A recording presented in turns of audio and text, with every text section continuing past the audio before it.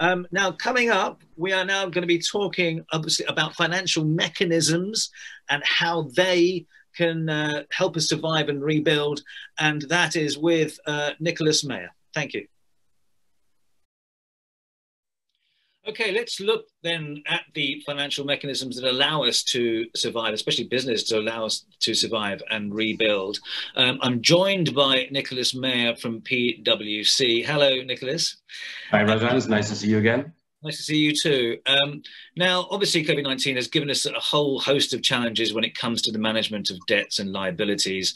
Let's look at the kind of changing paradigms when it comes to financial mechanisms and to solutions that can mitigate any potential damage. In a sense, what we're going through in Europe right now certainly is a bit of a double whammy, isn't it? Because we've got this pandemic creating a series of lockdowns, which means that the companies in the travel sector who are already impacted by the pandemic will now have to suffer from a huge cash flow issue in order to survive. So how do you see the short and medium term financing of companies in the next year or so? Big question. It is a big one, but it's an important one indeed, of course. It's probably the most burning question, right? So you're right. The second wave that has come in Europe and some other places as well has again required basically all the participants in the market to replan yet again cash flow, and they weren't exactly doing well before for understandable reasons, right? So obviously you can only address this by dealing with your partners very transparently, right? And the partners is everything from your direct lenders, your banks, your suppliers, etc., all the way up to the government. And obviously, as we see in many countries, the support programs for the governments are, of course, being extended. New funds are being opened. Some other ones, unfortunately, have to say, well, listen, we're going to run out relatively soon. So basically, to answer your question, there's 2 points to this one. First of all, you got to replan again your cash flow. And I think when we spoke about 6 months ago, I said the most important things that companies need to do now is to basically hone their cash flow skills, whereas before it was perhaps more the P&L and balance sheet skills. That remains unchanged. I think the most important element, if you want to get the support from your partners, be it the banks or the lenders or whoever, you got to show them your post-COVID plan. Because currently anybody that still has liquidities and is in principle willing or amenable to lend says, well, I'm okay to bankroll you for 3 months, for 6 months, maybe even for that year or longer, but you got to tell me how we're going to come out of this tunnel afterwards. So that's the big change. The first round was everybody help everybody, so we buy ourselves time to think. Now we've had time to think, and now we need to basically, show our cards and say, well, listen, the moment I'm out of here, the moment I can do it again, this is the kind of company I'm going to be. So that's the change. And in terms of looking at the other side of things, in terms of investment opportunities, you could argue it's a once-in-a-lifetime opportunity. I mean, we talked to Tim Clark earlier on from Emerson, who's very gung-ho about the idea that, yes, you know what, there's lots of chances here. Where are those opportunities?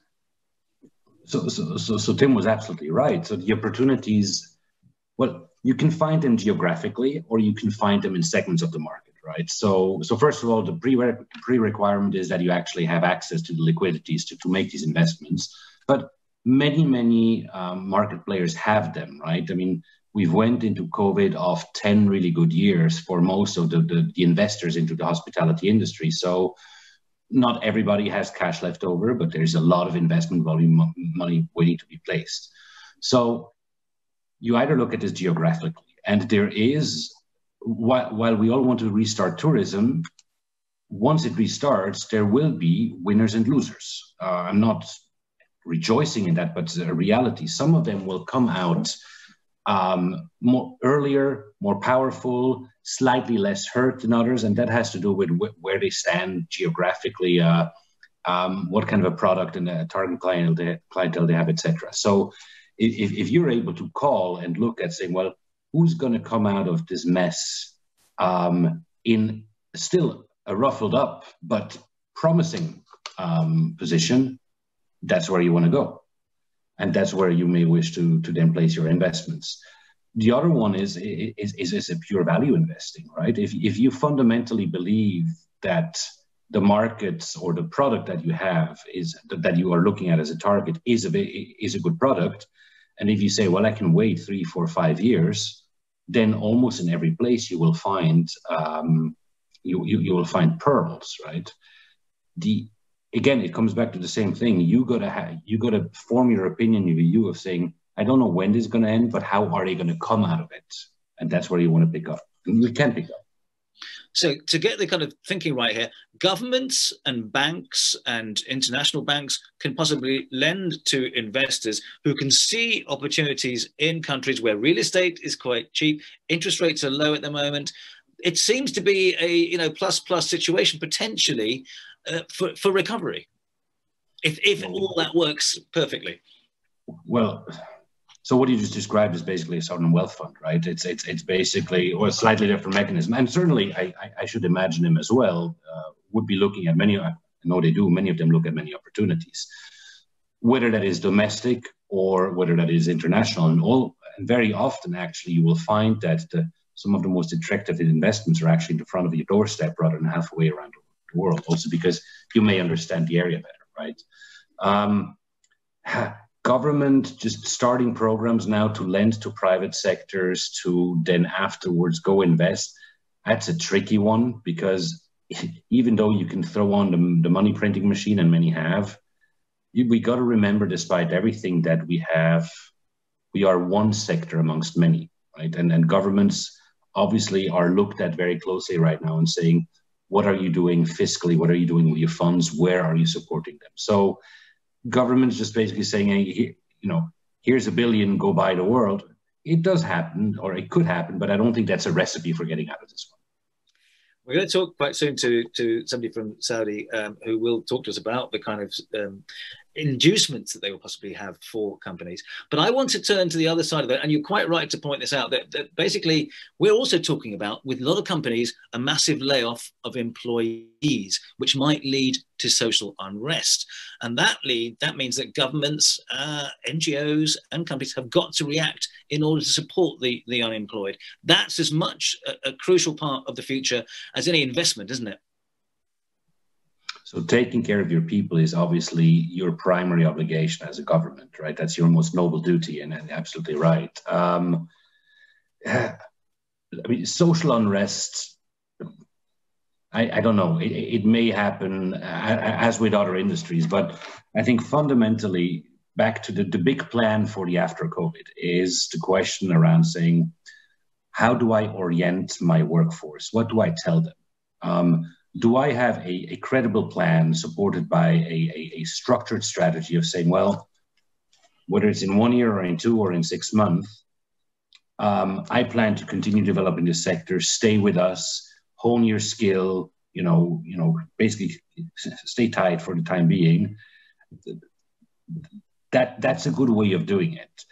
At the same time, you may also conclude that you may not have as many tourism jobs afterwards, and then perhaps it is time now to say, how can I repurpose and retrain people? I think what concerns me most currently when I look into in international ecosystems and is that many of the brightest talents at all levels in tourism organizations are leaving the industry. And they're not going to come back, right? They're not going to come back for 2 reasons. First of all, they're going to discover that there's other cool jobs, right? And secondly, I think many of them have come away to some extent with a trauma. I don't think that the large hotel operators or airlines or so could have done anything different. Nevertheless, there's a feeling of betrayal and of sadness and of hurt and of trauma with many employees that are going to say, well, I'm not going to do that again, right? And so my true concern in this area is the loss of talent to the industry globally and regionally. Which is a very, very serious problem. You're right. 2 last quick questions to ask you, Nicolas. First of all, what would you say the role of central banks and government banks is then right now to rescue the situation? What do they do? Obviously, in countries like the UK, there's furloughing going on until March. What else do you suggest?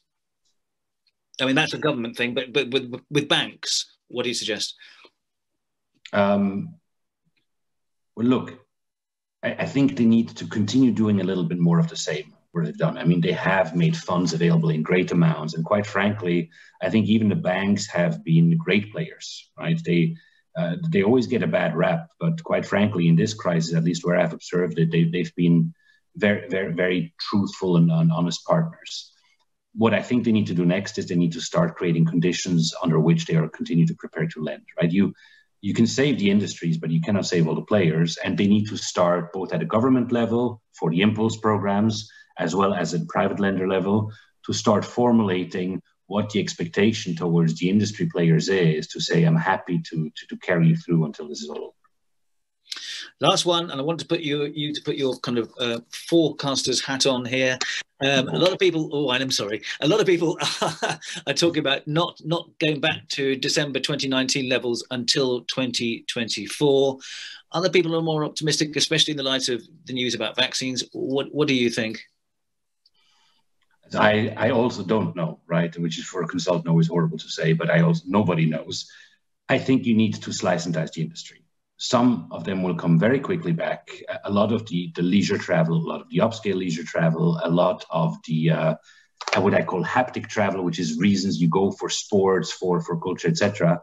Where the verdict is out for me is to which extent business travel is going to come back. Simply because there's been so much learning of a part of business travel actually not being necessary, that I think companies will also, because they are short of cash, simply say, well, listen, we will continue to travel for relationship building. We'll continue to travel for, meeting teams, managing teams, meeting clients, but we will no longer ship around, 500 people internally to a location to do an e-learn, now that we've learned that we can do this differently. So for me, the business travel, I'm not going to tell you a year, but I could imagine that we're not going to see for a very, very, very long time the same levels of business travel.